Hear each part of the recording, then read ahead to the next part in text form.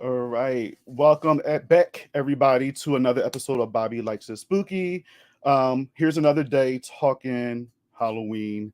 Obviously, you guys know it's a countdown to Halloween ends, and being as though the Halloween franchise is one of my favorites, I decided to have some fun with it and talk about these movies with some of my favorite people that I've gotten to know throughout the years in the horror community. And yeah, we're just going to start with Halloween 5 today, and I have a special guest, A Nightmare on Fear Street, Sharai and Trent. What's up, Hi. y'all? Hi. Thanks for having us. Of course, of course. Thank you for doing this. How are you guys? I'm good. It's Friday. It's Friday night. Ready for the weekend. Here we go. It's a damn good Friday. We got a new Hellraiser. Yes. We got a new Queer for Fear. Like, Yes. I can't wait to watch these when I wake up at 2 a.m. because it didn't happen today. Like, We've been so spoiled with horror pretty much all year, but September and October have been whooping our ass with horror. Like I can barely keep up with anything. I'm trying my best here with adulting and also having fun and also watching horror films. right? So So Like, it's a lot. much. I just woke Yeah. up behind now and I'm just like, I've missed 5 movies. Okay.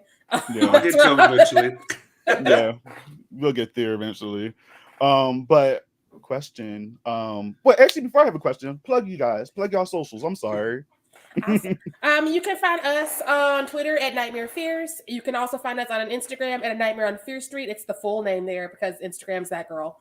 Um, you can find me my personal shenanigans at Miss Sharai on both. That's 3 S's, so like that's gonna get you.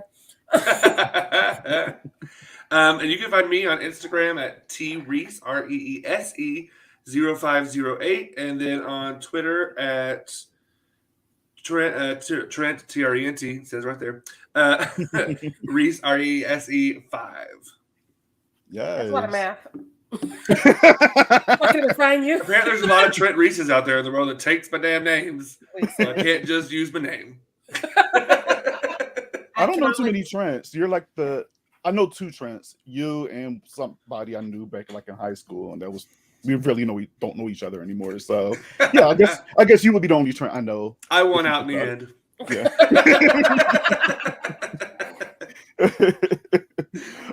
So question for you guys are because again, I know a little bit of how y'all feel about like the Halloween franchise, but are you guys at least excited for Halloween ends, or y'all just waiting for this shit to be over with? Like, you know what?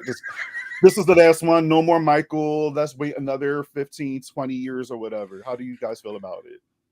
I'm excited. I am one of the few people I think that didn't really hate Halloween Kills. It's not my favorite in the franchise by any stretch, but it was fun. It gave me what I wanted. Michael came and killed a bunch of people, and somebody tried to fight him with an iron. You know what more do you ask for? It was me. Sharai. It was me. It was Sharai. You want to come to my town on Halloween, Michael? I'll find you. Yeah, I'm excited. I'm probably going to go there opening weekend and see what happens. Yes. I always show up for Michael. I just do. He was one of my imaginary friends as a kid, and so like if Michael's there, I'm gonna be there. Sometimes I don't like it, zombies.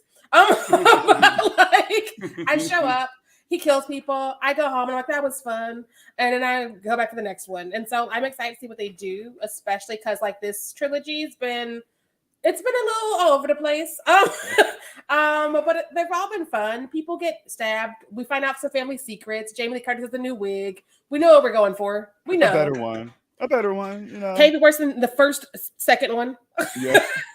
Listen, me and like I had Joe to talk about Halloween too, Joe Lipsett from Horror Queers, and we talked about that wig, and like we were just saying like how that wig was just like sitting very very high, and the first the first movie and the second one, like you can watch those back to backs because it takes place on the same night, but it's just like that wig takes me out of it. I'm like, this is not the same night because what's up with the hair? Like they literally just like pulled Jamie Lee out the house and her hair is just puffier than right. And I am a stan of the second film. It's my favorite of the franchise, and I say it wholeheartedly. But that wig. I recently watched it with some friends last weekend, and one of my friends had never seen any of them before, and so When we got to 2, I was like, okay, this is my favorite, but get ready for the wig. And as soon as it happened, she was like, yep, there it is. I think that wig's the reason Jamie left the franchise for so long. Oh yeah. She We had to literally get didn't see it. her 20 years until 20 years later. Like literally. She had to get her shit together. And this time she had a shortcut. She dyed it. Mhm. No wigs, Right. involved in H2O. So we were good. She was like, let Josh Hartnett have the bad hair. He's young. The boys have the bad hair for once. He had the Gail Weather bangs on a pixie cut. And I was like, we let this happen With to a cowlick. you? We let this happen to you? And that was literally the same hair he had on The Faculty as well, right? His hair was pretty. Listen, he went through 3 horror movies, 1 haircut. And I was like, good sir. I'm pretty sure they were filmed in the same year. So good for him for getting the work, but you need to fire your hairdresser. Yeah. Listen. I mean, LL Cool J said it in H2O. He was like, comb your hair. So he knew what was up. Oh, Resurrection. H2O was a time. Yeah, H2O. Right. Resurrection. Oh, yeah, H2O, you're right. Yeah, Ooh. Resurrection is when we got Busta, yeah. No, LL Cool J's writing the romance novels in H2O, and yes, yeah. Her melons. Melon breast. Cantaloupes. Whenever we think of Resurrection, Busta Rhymes karate chops Michael Myers, and that is worth a movie by itself. Like, Yeah. Tyra tried to everybody's smize saying. at him. She tried. Yeah. he was not America's Next Top Model, and I think that we don't give that movie enough. All right, so I will say Halloween Resurrection is probably the worst movie for me in the franchise. I mean, I get what they were trying to do, the time it came out, especially, with the reality TV like Big Brother and all of them and stuff. I get it. It was an interesting concept, but the characters were dry. I didn't care for them. The whole, like, even Michael coming back, and it was just certain plot holes, like how they can't escape the house, but they not come outside the house, but then he magically ends up back inside the house. So how can y'all not get out? But he can, like, it was just a lot happening. And then Tyra Banks, I expected to see like a nice kill scene from her. She got an off-screen death. Yeah. So everybody that's watching, my guess for that is actually Ryan Brother Ghoulish. Ooh. And that's going to be coming out on Monday, I believe, and we have some thoughts on yes. Tyra Banks in that situation, Busta Rhymes, that whole entire movie is just a trip.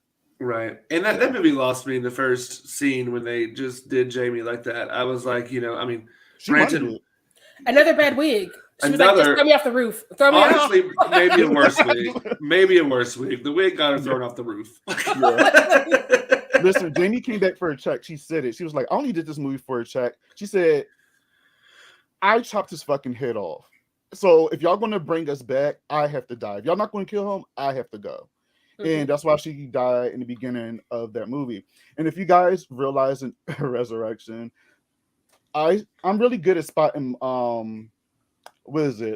continuity in horror films where things are obviously not the same in different scenes. You can tell they clearly filmed them in different times. And there's a scene where Michael's chasing Laurie. He has his hair slicked back.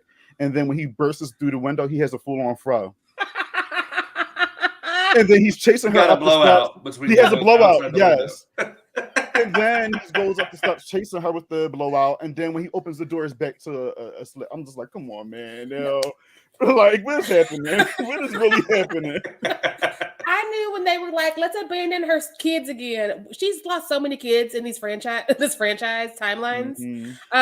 We just be giving up on her kids and her family. And she's like, new family, who it is? And then Michael shows up. Like, I still believe that H2O is still a part of Halloween 4 and 5, and she just forgot that Jamie ever existed. Maybe she didn't know she existed. You know if you give birth. Like, I've not done it, but I would be aware.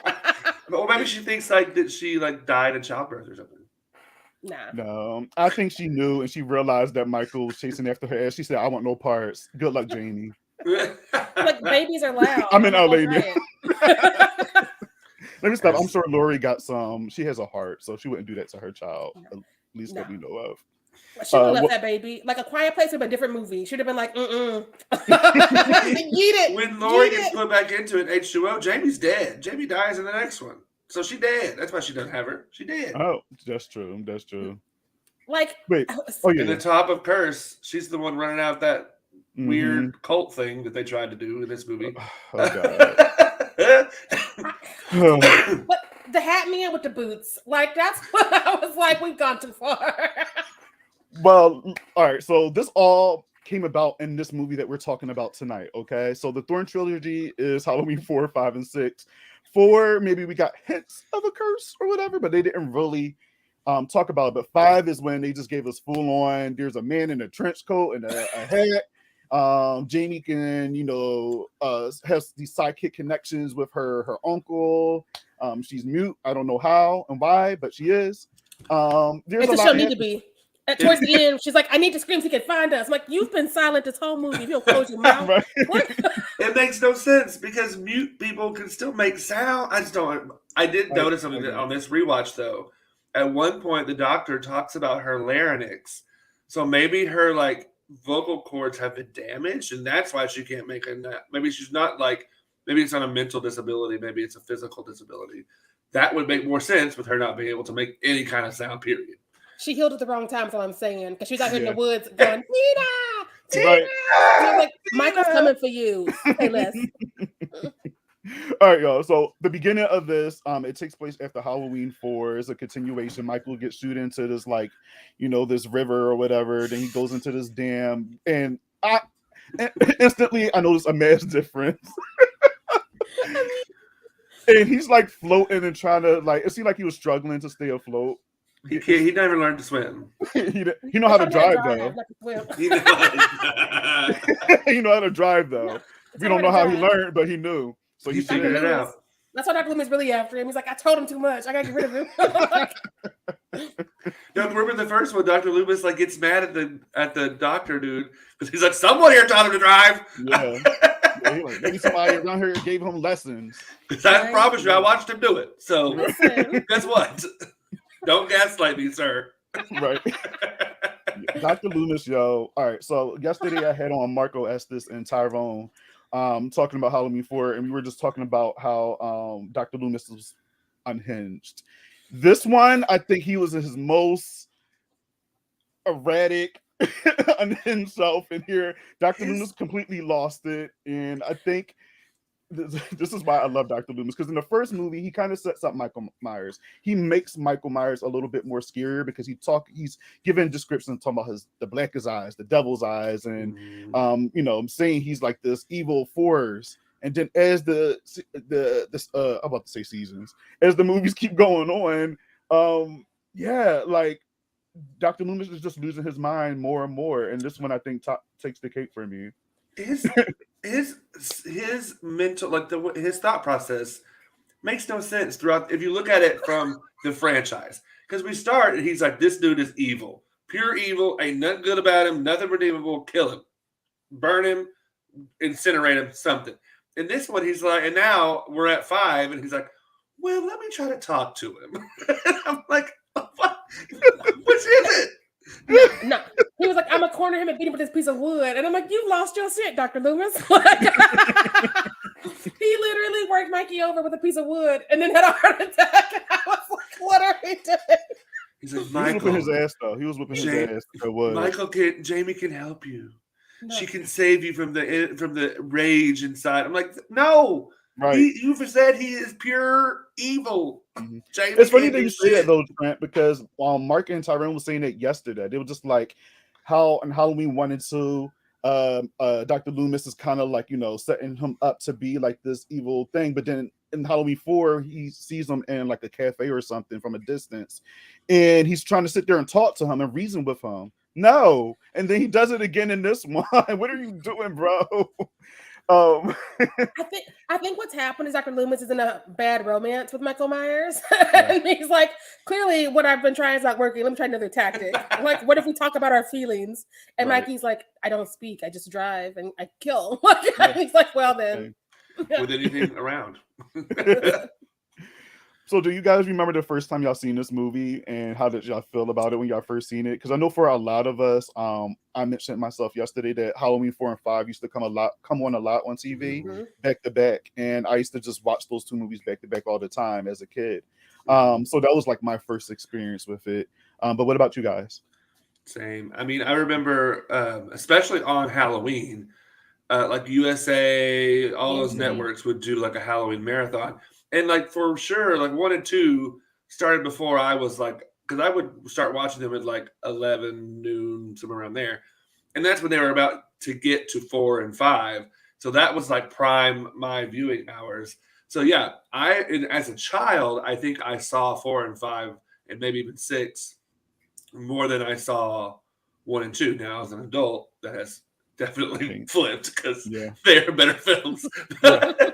But Yeah. as a kid, but I still remember, like as a kid, they still scared me, and I felt myself identifying a little bit more with Jamie than I do. I mean, now clearly because I'm an adult. Yeah.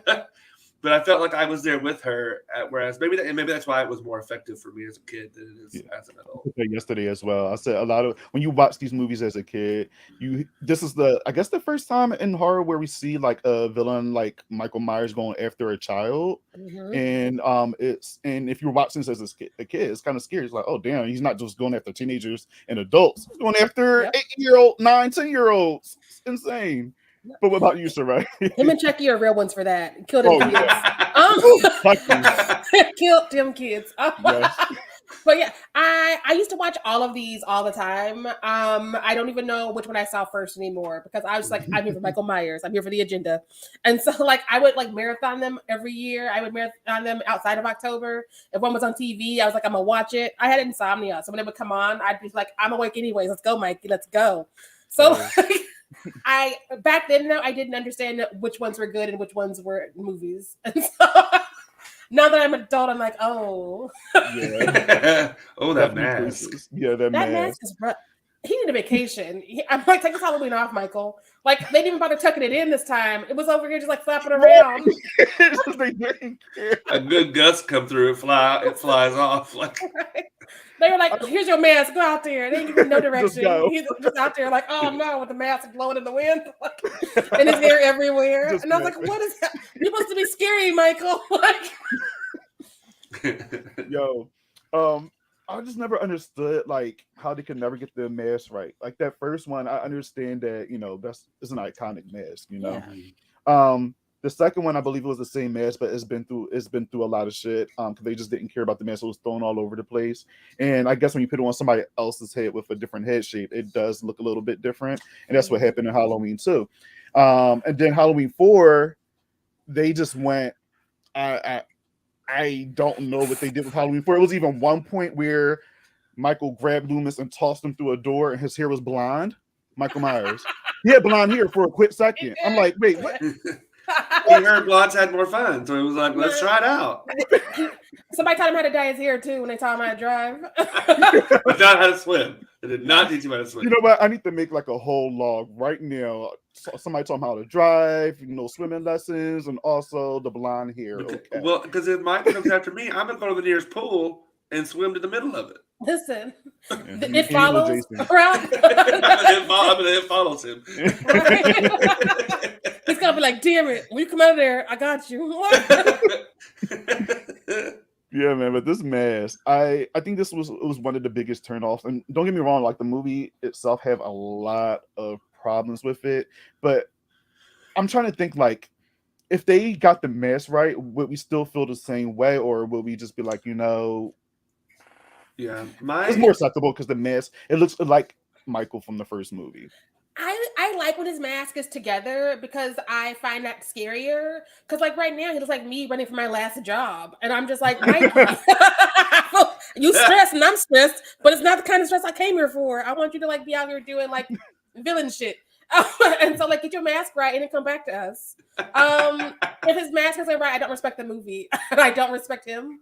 I'm just like, clearly I can take him. Y'all can clearly take him. His mask is hanging on by a thread. Like he's vulnerable. I agree. So for me, the mask is a symbol of a lazy filmmaking, in my opinion. Like that just shows to be how much these filmmakers really cared about the movie they were making. Whereas I genuinely think the first two, the filmmakers cared. Like you said, the mask in 2 isn't the best, but like there's reasons why. But even if they got the mask correct, which maybe if they did that, these other problems wouldn't have been there. But there's more problems in this movie than just the mask. Like yeah. the character assassinations that they do between 4 and 5. Because I don't hate 4. 4 is a decent time. But there's some character assassinations, specifically my girl Rachel. Yeah.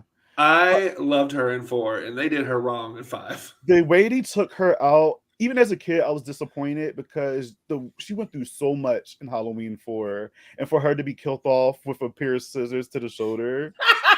And she's such a more interesting character than Tina. Tina is the worst, like, helper girl character in this franchise. Probably. I don't like either of them. But also my issue with Rachel is Rachel just survived this last year. So why is she out here acting like she's brand new? And like, you just barely survived last year, and you like, the dog is just being silly. Dr. Loomis is just being extra. I'm like, you literally fought Michael Myers with a truck. He came for your whole family. In her defense, in this, I mean, she does runs out the damn house in a towel. I think that was a choice. You could have. That's because Dr. Loomis called her. He was just like, get out the house. And she was like, and she got the police there to look for him. I don't know what more she could have done. She had to go get some clothes on.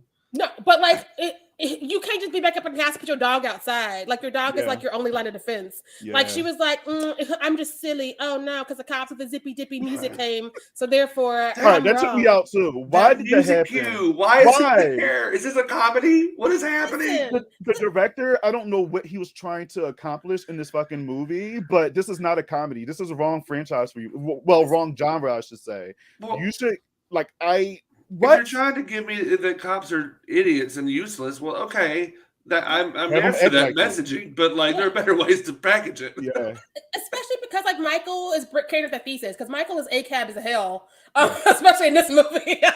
And I was like, he gets my vote. Let's go, Mikey. Let's go.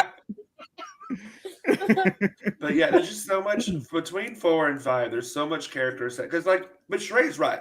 The Rachel in 4, I don't think would have done the same shit she did in 5. Yeah. It just doesn't make sense. Yeah. It doesn't make they did her character wrong. And Tina is just the most obnoxious girl of this franchise. I can't stand Tina. All right, so with Rachel, I do know that they wanted to kill her a certain way, and she said no. They wanted to I don't know if they wanted to decapitate her or do something insane.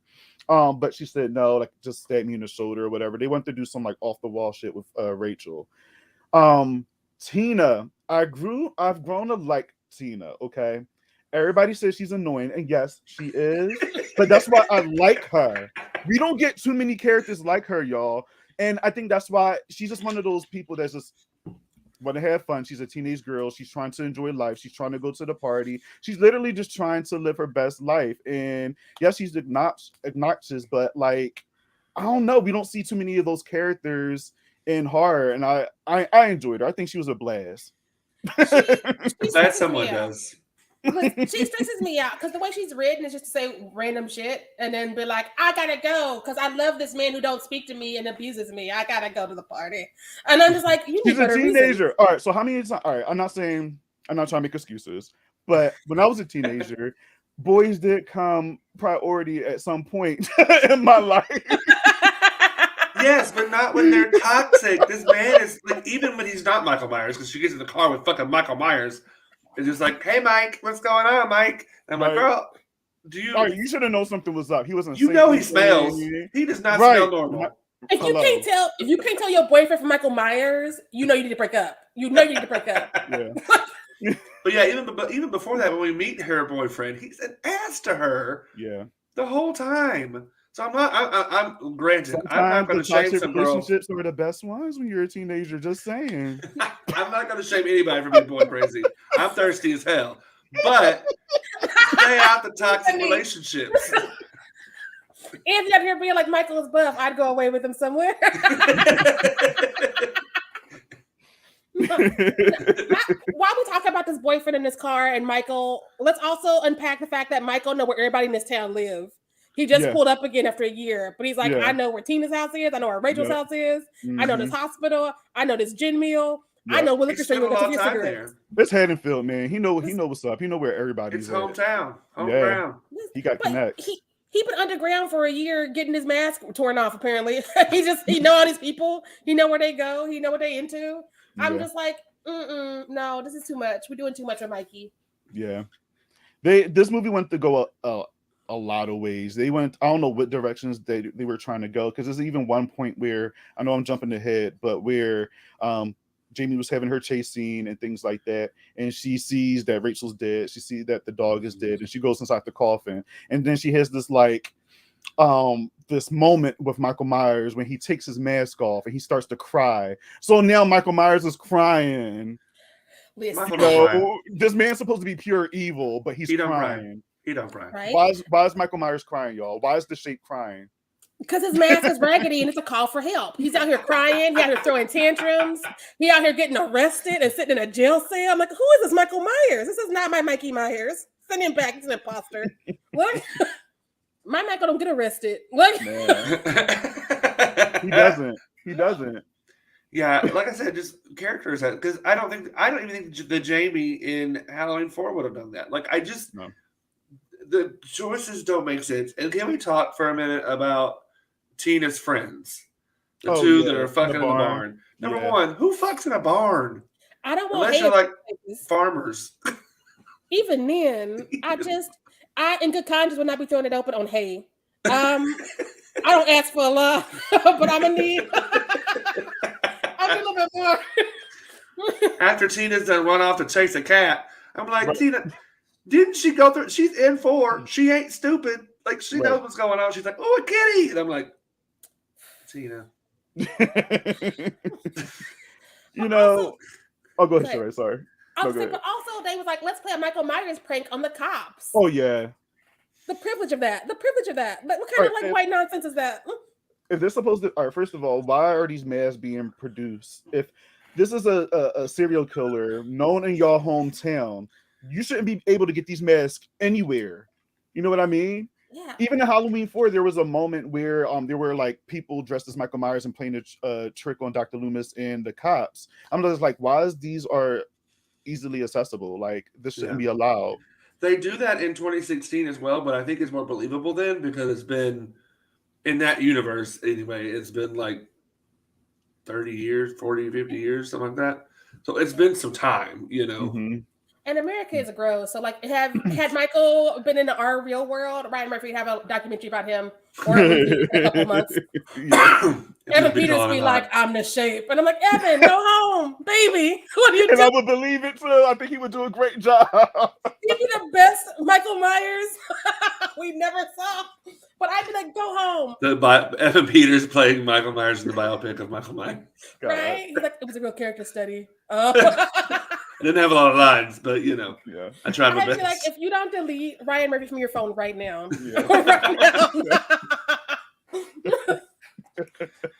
I mean, you're right, because that would have happened. Because just people in America have a fascination with it. Well, not even a fascination, like a love for killers, and I don't understand. Like, have y'all seen that TikTok of the little gay guys like watching Evan Peters as as him, and he's like with Taylor Swift playing, and I'm like, he ate people. I like that video on a TikTok of Sylvie Nutmeg Ganache, and she's like, oh, so you want to spend the night with Jeffrey Dahmer? Okay, you do that.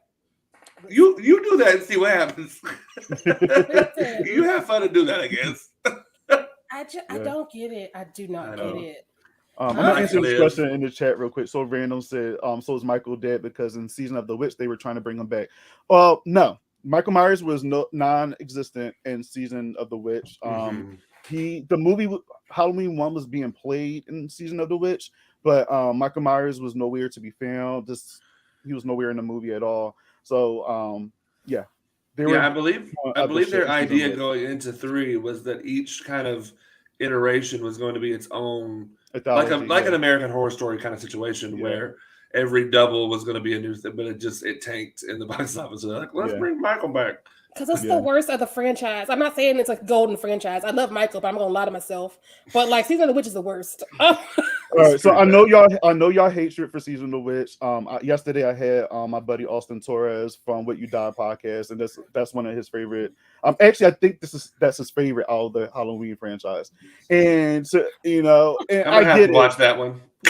And you know what? I get it, because as growing up, I didn't really like Season of the Witch either. But as I, gotten older, I came to like it. I just separated it from the Michael Myers world. But I like the movie, on its own. It kind of does remind me of like a big, um, like a Goosebumps episode or like something, so what is it? The Nickelodeon one. Are You Afraid of the Dark? Like it Oh, remind me of like one of those, but just a big rated R version of it. It has a lot of potential because that movie is definitely about fuck them kids. Like on Halloween night, I want all these kids to wear these masks, watch my program, and I'm fucking y'all heads up. Literally, y'all yes. got shit coming Quite out of it. literally. Yeah, literally. And I don't mind it. It's just that I wish that it wasn't called Halloween 3 or Season of the Witch, because Season of the Witch, where does that title connect with that movie? But if it was something else, I wouldn't, I think it would probably be accepted a little bit better. Or accepted a little bit better. Yeah. If I separate it from the rest of the franchise, I mean, it's that one scene, which I think you tweeted about it, where the woman's in the hotel room. Like that scene is terrifying. Like that scene Oh yeah. is disgusting and terrifying. Yeah. So it has things going for it. I just think there was a lot of questions. Like I would go out with it twice, but like I don't want to go out with it more than that. Yeah. Yeah. But still, when I compare it to the rest of the franchise, it's still my least favorite. Yeah, and that's fair. That's fair.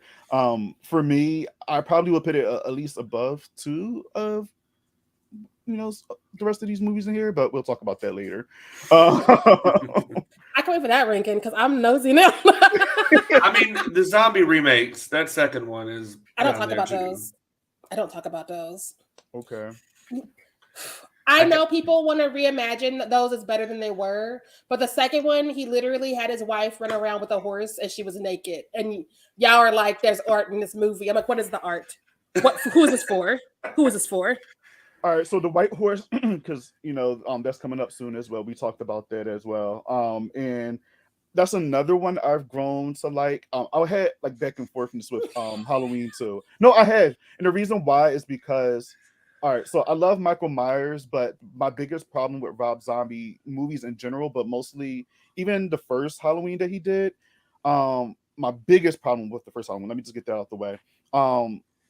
The director's cut version is being produced more, and that's the more problematic version, because the director's cut version, when Michael escapes, is a rape scene in there. That's unnecessary. How he gets out of jail, but it was because of a certain scene, which was but in the theatrical version, he just was whooping police ass and he broke out of chains and left. I like that. Yes, why? Like, keep it. So I remember I went to the theaters in 2007 to see that movie with my mom and my sister, and we had a great time.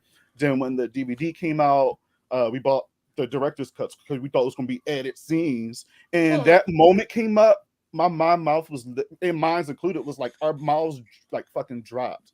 We was like, this was not in the theatrical cut, and why? Like, how is this moving the movie forward? Like, why can't Michael get out the same way like how he did in the theatrical cut? Why is this young girl being abused this way in order for Michael to it doesn't serve the story? No. That's my like you said earlier, that's my problem with most of zombie films, is that it feels like shock value for shock value and not to serve the story. But we got House of a Thousand Corpses and Devil's Rejects, all his other shit for that. Don't put that shit in a Halloween movie. I saw those 2 Halloween movies, and I saw Lords of Salem, and I was like, he ain't wasting my time no damn more. And people are like, the monsters. Like, no, you want to go catch me with the monsters and Rob Zombie? Oh, hell no. What? And I love the monsters, the old ones. I love them, but I ain't gonna watch his. But I look through it like oh, go ahead. I look through it like an email from my loan officer. I'm just like, that's not for me. But yeah, I will say it, because I always like to try to be positive about some things. But I did like the first half of the second one when it's like she's the dream sequence when she is stuck in the hospital like the original second film. That was scary. I was like, okay, I want more of that and less naked wives on horses. What I would give Rob Zombie, like, I do love his the cinematography, like, because the shit always look gritty and it feels realistic. The violence in there is brutal. The kills were pretty dope in Halloween 2. Well, his version of Halloween 2. What I don't appreciate is, for one, I understand that you're trying to make a more realistic Michael Myers. So you have Michael Myers walking around like a hobo. That's one. Two, you got your wife in this gown and this stupid horse that had no connection to the first one. Now all of a sudden, there's a white horse.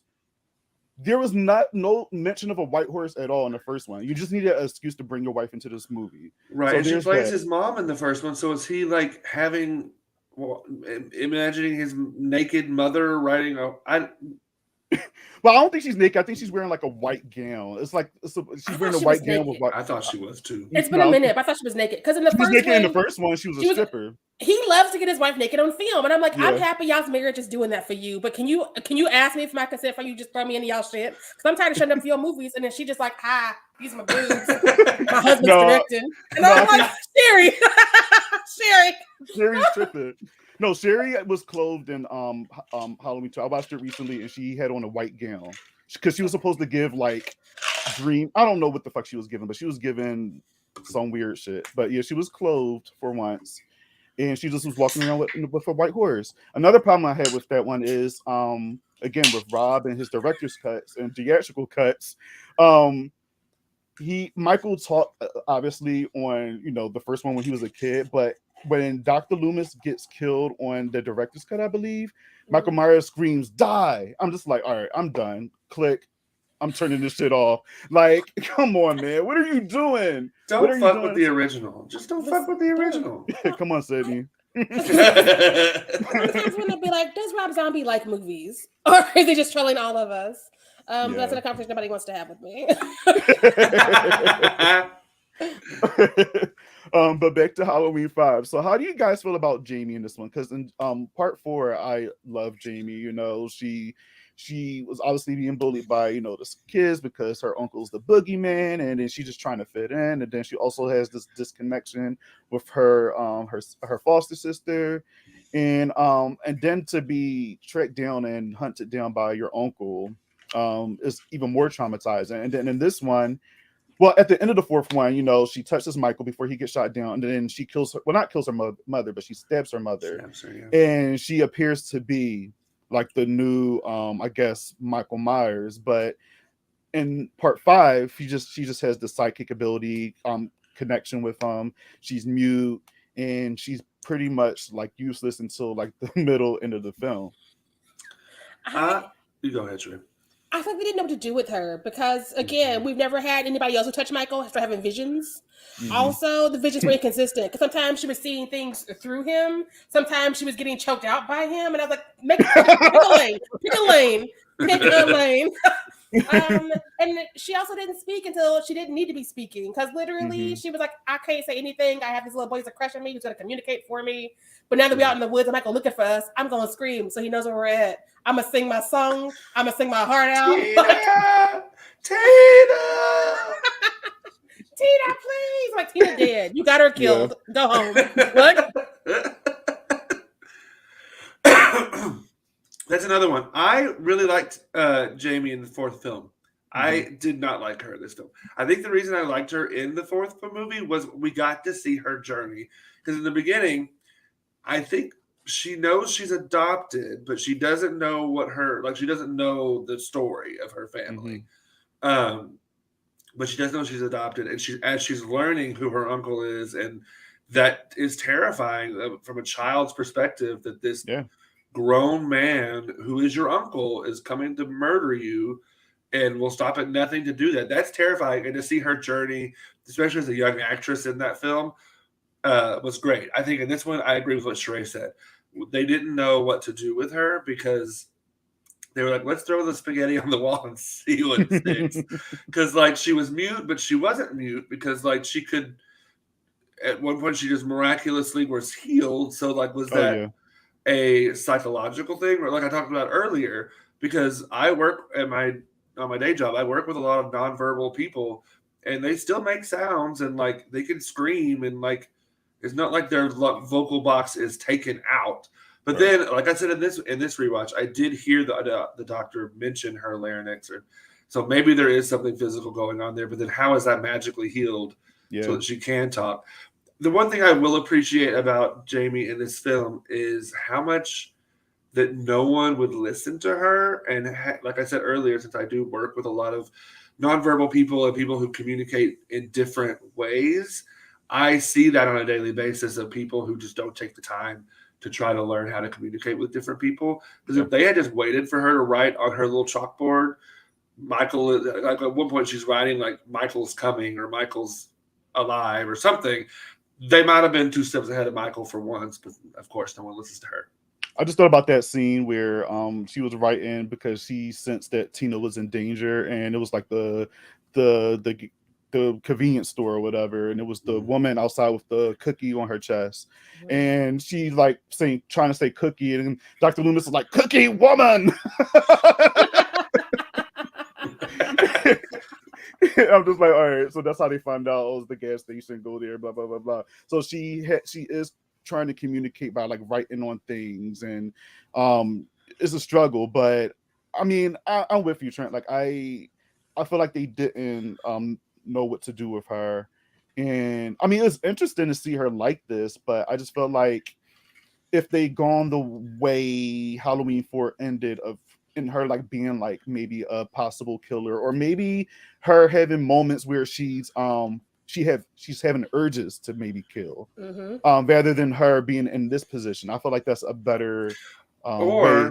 If they're going with this like psychic connection between her and Michael, like maybe when Michael is killing someone, like when he was killing the man that fishes him out of the river, then maybe she is like unconsciously attacking or trying to attack a nurse or something, like because she's connected, but she's not consciously choosing to do that. That would be a really interesting storyline for her. Especially because they just left it, because at the end of that 4, she was trying to kill people, and now we're just like, she don't do that no more. And I'm like,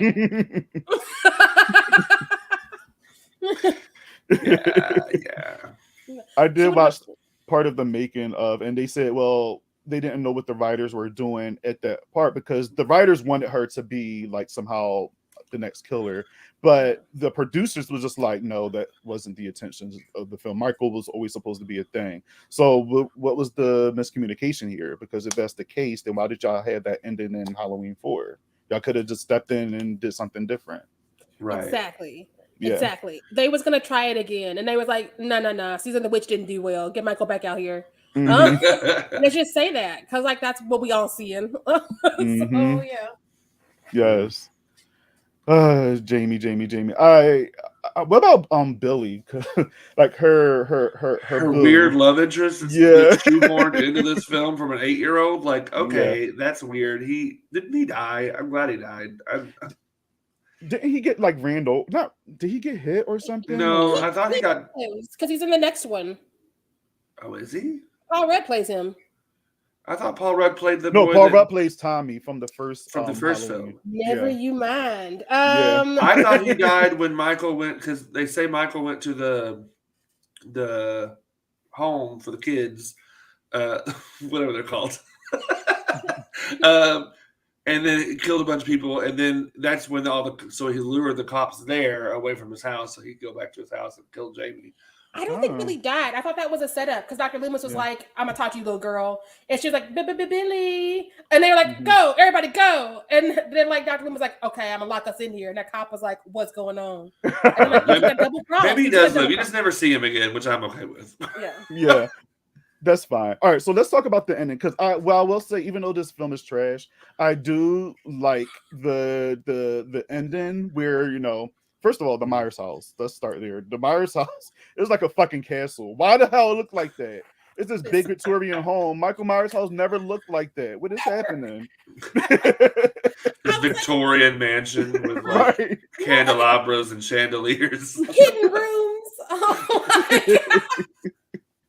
This is turned into the house from Salem's Lot. Like, that's wild, man. No wonder he's coming home. Like, it's a big ass home. I too want to be like, this is my property. I own this. Get off my lawn. Look. This is all mine. Shit. But I do like the scene where, like, Loomis got this plan. He's gonna bait Michael using Jamie. Jamie's in there brushing her hair. Michael breaks in. He hangs the cop, toss him out the window with the rope or whatever it was.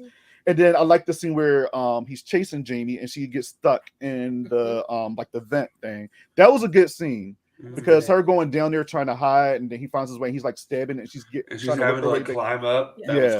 Yeah, that was really, really cool. It's the most tense moment of the movie. I'm like, oh, we got stakes. Here's my question, though. These cops that come to this house and setting up a trap to catch Michael, how the fuck did they not check the attic for bodies? They couldn't have smelled good. It could not have smelled good. Rachel's been dead for like at least 24 hours. Yeah. Nobody's following these trails of blood for Michael dragging bodies everywhere. They wasn't like, what is this? well, one thing they did get right in this movie with Michael is that Michael likes to, he likes to set up shop, like he does like to decorate. He likes to decorate, when he kills his victim, he likes to decorate, hang them on the wall, one is laying over there, one is hanging upside down, one is stuck in a closet, so he likes a gravestone behind one of them, yeah, exactly, with candles lit, a jack-o'-lantern sitting right there in the corner. Yeah, he likes to decorate. Michael Myers needs to open up a haunted house situation. I agree. I will not be in it, but yes. Some dumbass people will be going through that. Yeah, they will not come out alive. Everything you'll be part of the haunted house. You'll be the next attraction. Exactly. And you will be a prop. You will be a prop. Come to next to a white horse and be like, no, right. not this one. No, I'll be like, hey, Michael, you know what Sharai would really love to be? She loves white horses. Oh, okay. Sure. Oh man. But that scene, that was a great scene. It was very intense. And then obviously we get the scene where she goes in the attic and she sees Rachel, and then Michael's crying, and then she tried to touch Uncle, let me see. And then he has a wild moment and he tries to kill her. And then Dr. Loomis picks up Jamie while Michael's coming in and stuff. She's like, you want her? Here, get her. And Jamie is going through it. She's like fighting for her life, kicking shit. That is. Who lets this man near children at this point? Who lets him near children? That's one of my questions. He's came to the hospital with her like he's a guardian. And I'm just like, she got an uncle who's a boogeyman, who she even calls Uncle Boogeyman later in the movie. He was even going off of her in the hospital, like when he was trying to make her communicate. He was like, right. I'm just like, leave her alone. What is wrong with you? Also, why are her parents gone? Her parents just like, we know this is a year to date from where you almost got murdered. We're gonna go on vacay. Bye. Like, she tried to stab the foster mom, so I could see her not wanting to be around her. But like, Dr. Loomis was shaking this child. She was in a Jalo film. He was like, give me everything. He's like, I was like, this is abuse. This is abuse. Call THS. Hurry. I was like, what in the Alfred Hitchcock? You can't shake a child that way. Shaking baby syndrome. Yo. Yeah. I just didn't. I guess I didn't understand the tactics that any of them were using. Why is Michael crying? Why is Jamie getting in a coffin trying to touch his face? Why is Dr. Loomis shaking a child at him like he's going to scare him away? Like, what is happening? Also, when did Dr. Loomis have time to set up that net thing that fell on him? Listen, if you were in a house that time setting that shit up, wouldn't you know that? But he didn't know the bodies were up there. What? No, or maybe he did. Maybe he's a part of it. Maybe he's an accomplice. Like at this point, he's like, I can't beat him. I might as well join him. I was done when the net fell and he worked him up with a piece of wood. I was like, we've gone too far in this franchise. Yeah. We just shut this down immediately. This is the last movie, right? No, we gotta get Paul Rudd in here. Oh God. Oh, cleanse it with the Paul Ruddster. Child, even Paul Rudd didn't save Halloween 6, but that's another conversation. He was very pretty while I watched it. He was a creep, but he was very pretty. I remember seeing that movie and I was like, did that man's hat and shoes get bigger? Is this appropriation now? Because I thought it was sombrero. And I was like, no, what are we doing? Okay, no, I thought, because when I watched this one, I thought I remembered the sombrero too, but maybe that is from 6. I think he shows up like he's on vacation in Miami. Yeah. It's a big ass hat, louder boots. He's like, I own this. With spurs. Click. Yeah. Right? I mean, and we see him in sporadic moments of him in Halloween 5. Like you see him getting off like a bus or something at one moment with the spurs and whatever. And then you see him like probably like in the corner at one moment. And then we really see him at the very end. And then that's when we know it's Dr. Wen. And he's in part 6, and they go more of into an explanation with that. But we get Michael Myers in jail, playing with the his cuffs, his chains, his shackles. He's bored, like, oh fuck, they caught me. I'm just worried. And it's interesting too. Y'all gonna let him keep his mask on? Like, he's locked up. Like, why is he in the jail playing with shackles? I mean, are you gonna be the one that tries to take it off of him? They got him in jail.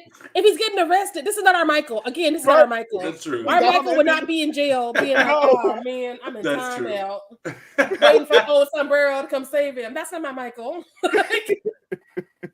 We should have retconned this one first. Yeah. 100%. The police stations it gets blown up. Jamie, she goes back inside. She yells no, and then the movie goes off. So we know that Michael's gone, and we don't know what happened. Here's the thing. Go ahead. Sombrero took a bus and has been on foot the whole movie. Yeah. So he breaks Michael out of jail, and they walking away. That's what I'm envisioning. They walking away. They might have skipped. Yeah. They might have done a Wizard of Oz, and we're off to see the wizard. They stole a car so Michael could drive them somewhere. Are they walking? Well, that's true. Michael does have a car. Maybe they got in his car and drove away. Well, in part 6, they show like a quick scene of Jamie getting snatched up after she noticed that he's gone, and then you see a moment where these two guys are having Michael on each side of him, and they're like dragging him inside this van, and I'm just like, what? This is so weird to me. Like, what is happening? Does Michael not know that he's in a cult? Like, you really see Michael like just fighting them. Now I'm feeling real bad for Michael. Maybe he doesn't know he's in a cult. Michael, call your dad. You're in a cult.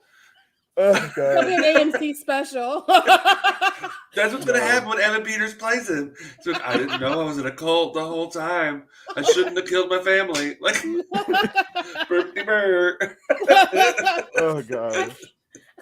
Michael's supposed to be invincible, so I can't just have him being arrested and being carried away by two randos. I need more than the story. Oh man, I'm gonna see if I can find that scene and send it to y'all. It's so comical. I think I have that movie on DVD. I may have to re-watch it so I can see how terrible it is. Yeah, I used to watch it a lot because Paul Rudd was cute, and it was Paul Rudd is very cute. Mm-hmm. I can't deny that. Even in a bad movie with a bad stutter, Paul Rudd to get it. Put it on mute and just watch the Paul Rudd. Just watch. Yeah, beautiful gowns, beautiful dresses. What? And I know, like, they were trying to get him in Halloween Kills, but I'm happy that they just didn't put him in Halloween Kills, because if that was the Tommy that we were going to get, and he was playing that Tommy, I'm happy that would have messed up. I feel like that would have messed up timeline, because if their idea is that this is a separate timeline where like 2 through 6 never happened, then it would be weird to have the same person playing Tommy. I said that. So apparently they were trying to get Paul Rudd, but he was too busy doing Ghostbusters Afterlife. But they really wanted him to play this. Stop. Great. I like Ghostbusters Afterlife. All right, so but listen, I would have probably look, if I would have read the script right, and that's the type of Tommy that I'm playing, I will stick with Ghostbusters Afterlife 100%. Yeah, they didn't give Tommy a lot in Halloween Kills. He kind of just shows up, he's angry, drunk, and dies. But he told us evil dies tonight. So he does have that. He does have that tagline. He does have the tagline. He gives very mega vibes, and it pisses me off. I don't like it at all. And he has that tagline, and then evil does not die that night. So he's a liar. Like most politicians. He was the evil that died that night. He was the evil. that was for him. His mega ass was right. Tommy's got that bumper sticker that says "Blue Lives Matter." You know he does. You know he does. I might fuck him up. I was arrested twice in my life. I'm not going to hear this. Right. Yeah, he's been like targeted by the police, but he still supports them somehow. I don't know. Listen, I just feel like Tommy Doyle. If Tommy Doyle was a real character, why would you still be in this town where you're traumatized as a child? That's what I'm saying. I left my hometown for this. Look, like at least in Curse, it kind of makes sense because he's still like a teenager, like 17, 16, 18, like right about leaving town. Oh, was he a teenager in that? I thought so. So, all right. So if Tommy was like 10 and 78 and Halloween 6 came out like 1996, how old would Tommy be? I can't do math. So would he be like 20 something? 28? Yeah. Maybe I'm wrong. Maybe he's Math hard. Now we know the Halloween movies are not the most like Right. Yeah. accurate in their timing. 78 Because to at this point, 96. Michael is like 72. Like, Right. Listen, he'd be 18. He'd be 18. He'd be 18. Oh, okay. okay, so John that Rev's be tracks. 18 in that movie? That tracks Interesting. for me. So like Yeah. he's just now at the ability to get. So that makes sense why he would still be in that town. But you're right. At the ripe old age of 56, why are you still there? Yeah. Yeah. At that point, you like getting stabbed. Like, you was like, it's not doing Halloween. Leave me alone. You like that boogeyman coming after you. He's like, I like the shape. I'm waiting for him. So, what were some of y'all favorite kills in this movie? Before we go, because I always have to ask my guests what their favorite kills in the movie that we're reviewing. So, what were your faves? I'm not gonna lie. Dr. Loomis whooping Michael's ass with a piece of wood and then falling out on him sends me. That sends me. Mine is the dude getting pitchforked while fucking in the barn. That's what you get when you fuck in a barn. You deserve to get. It's not a pitchfork, but yeah, it is. Yeah, it's a pitchfork. Through your torso. But it's immediately followed by the woman he was fucking getting up and being like, I'm gonna fight Michael. I'm like, no, you ain't, girl. And then getting beheaded with a sickle, which I feel is a classic kill. Oh my gosh, yeah. I would say that was a good one too. He just did it so smoothly too. I was like, okay. I know that shit was heavy. Right? He's been working out while he sleeps. Yeah. I like when the other Mike got killed because he had what was that rake thingy or whatever, and like it was like the little garage, and he just hit him in the head with that, and he just like fell. I love that moment too. That was a good one. Yeah. Oh man. So Halloween 5, we all know that it's not the best movie in the franchise, and would y'all say it's the worst? No. Excluding Season of the Witch, we're not going to count Season of the Witch. Only Michael Myers. No. So wait, are we counting the remakes? Yes. Oh, the notes. It's still fine. It's fine. Okay. Yeah, if we're counting the remakes, it's a solid second to last. Okay. Well, no, maybe third to last because I put Resurrection down there too. Like, look, this is better than what Rob Zombie did, and it's better. It's better than Resurrection. It's better than Resurrection. Yes. Yes. It's definitely more rewatchable too than Resurrection, in my opinion. I did like the scene where he's chasing them down in a car in the woods. That was kind of tense. I was like, I've never seen Michael like try the car. But to avoid so many trees, like, come on. I'm sure you built. While he was dreaming this year, while hibernating, he was playing Grand Theft Auto and like Mario Kart in his dreams, and that's how he could do it. He was practicing earlier. He was practicing earlier. Earlier in the day, he was doing this shit. He was like, that's why there's tire tracks. He doesn't. Yeah, exactly. He was driving Christine so she could like shrink herself to fit through things and then come back. Look, John Carpenter universe, why not keep it in the family? You know what I mean? Somebody get Brian Finger on the phone right now because he's working on Christine. Just be like, also make sure you do some Michael Myers references. It's gonna add up. It's gonna add up. Well, what I'm hearing is there might be some references in Halloween Ends for Christine. So, yeah, that's what I heard. I don't know, rumors. Yeah, for me, I feel like Halloween 5 is, yes, it's a trash movie, but I do find myself rewatching this one more than some other ones. And it's watchable. It's comfortable trash. It's comfortable trash. You can put it on the background, like whatever you're doing, just have it on the background. You play your Animal Crossing. Exactly. This was before reality TV, because now we have reality TV, so we turn our brains out and put that crap on. But this is before that. Back in the olden days, we didn't have that. Like, so we were like, I gotta put something on. I need some noise. Where Michael at? Michael, put your raggedy face on. Do that. Do this. Put your raggedy face. Get your raggedy face on here. Do the dance, Mikey. Do the dance. So what would y'all rate Halloween 5 out of like 5 jack-o'-lanterns? How would y'all rate Halloween 5? I usually rate high than it probably deserves. I'm gonna say 2. Okay, that's fair. I was gonna say 2, and then I'm concerned. I'm turning Sharai into the Paula Abdul like me. Because like I look at it too as like a D plus. Yeah. You know, I see that you tried a little bit, but you didn't do the full assignment. Yeah. Yeah. I think actually, Sharai, I think that is probably fair for us both to do 2 because I almost said 2.5, then I was like, no, it's a 2. It's a 2. No. Yeah.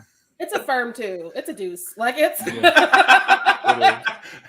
I was expecting like a 1.5 or 1 from y'all, but you know what? I think 2 is a solid rating for this. I mean, there are things that I like about this movie. It's just they're very sloppily done, and the amount of character assassinations is the biggest flaw in this film. Is just like these aren't the same characters I liked from 4, right? Because 4 to me is a 2.5, maybe even a 3. You know. This is the fun kind of bad that a lot of the franchise doesn't get to. Some of the franchise just bad. This is the fun kind of bad, though, you know? I can put it down and I can still look myself in the eye after I'm done watching it. Whereas some of them, I'm just like, you went there again, girl? Ooh. Yeah, this is one I'll tell Sharai I watched. There's some I'm like, I watched it. I'm not going to tell Sharai I watched it because she'll just judge me. Again, Trent, in my head, I thought this was your fave. So I said, perfect. No. 2 is my favorite. 2 is my favorite Halloween film. I think it's this one. Trent don't want to own it though. Not in public. Sharai, you do me dirty. You treat me like Harry Styles' girlfriend. You're like, I don't know her. What? No, I don't. This is not my favorite. It's not my least favorite, but it's not my favorite.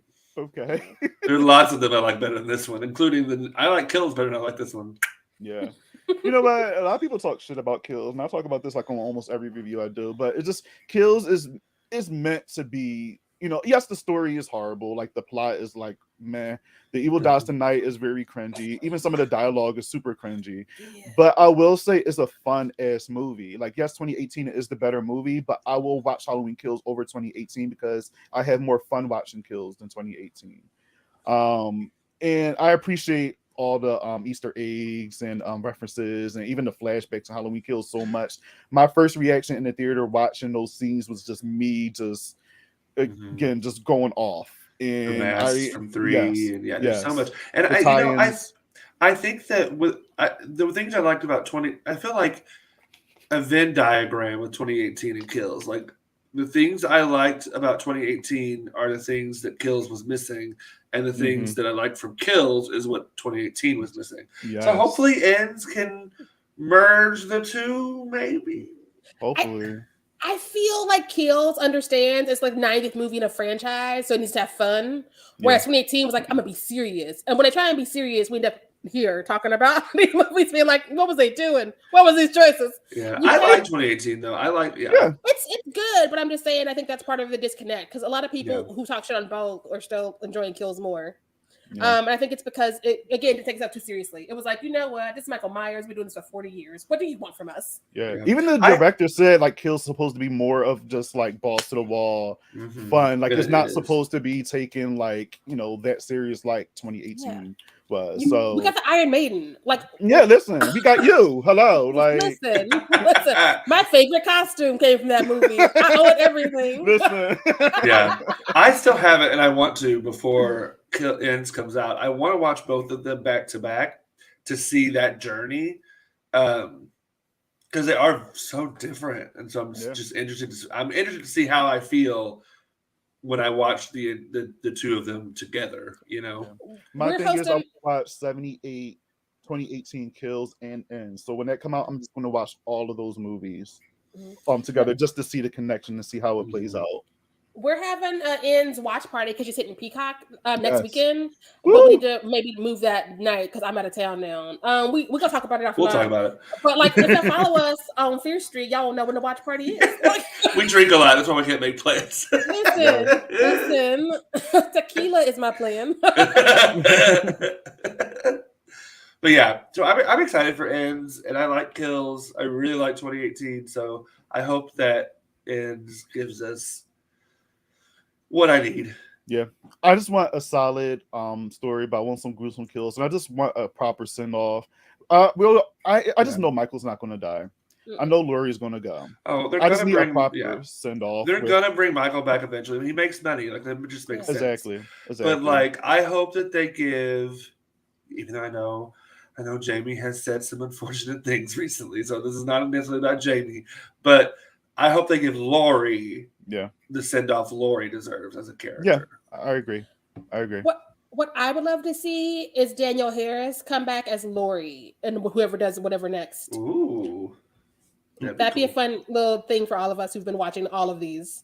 That would be interesting. You mean come back as Jamie or come back as Lori? Come back and play Lori because, like, by the time this happens again, maybe Jamie's really gonna be like, "I'm done." I think Jamie's done. I think. I mean, she's. We've thought that many times before. Well, I think she's done. I think she's done. If she comes back, it would be a cameo. I think. Yeah. But I think she's dead. Yeah, and I'm done with Lori too. Like, as much as I love Lori, and she is like one of my favorite final. Well, she is like, she's one of my favorite final girls because I got Sydney up there too. Sydney's my number one.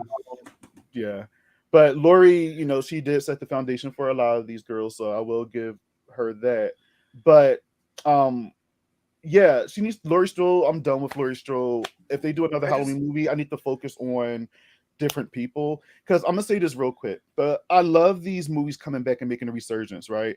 But the problem is when you bring back these legacy characters, you're taking from the new characters. Mm-hmm. So we're not building a new Scream Queen. We're not building like characters that we want to grow and love, like how we got Jamie Lee Curtis as Laurie Strode, because we're so focused on these legacy characters, like Whitney and Gail and Dewey and Lori, and it's just like all the other people are kind of just like, because you can't build on them because you're focused on these older characters. I wrote a whole essay about this new Scream before it came out, and I was like, y'all know we can't leave with all three of them again, right? Y'all know we can't. Yeah.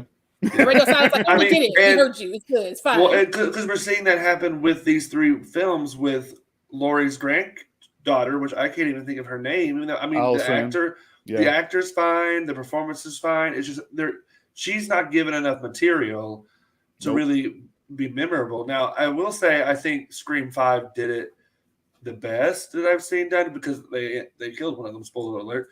But and even though I have many thoughts about it, I am kind of glad Sydney's not going to be in 6. Yeah, I will miss her. Too. Yeah, I will miss her. Leave her alone, man. We still got Gail. Leave her alone. Let the woman live. Gail would stick her nose in some shit again.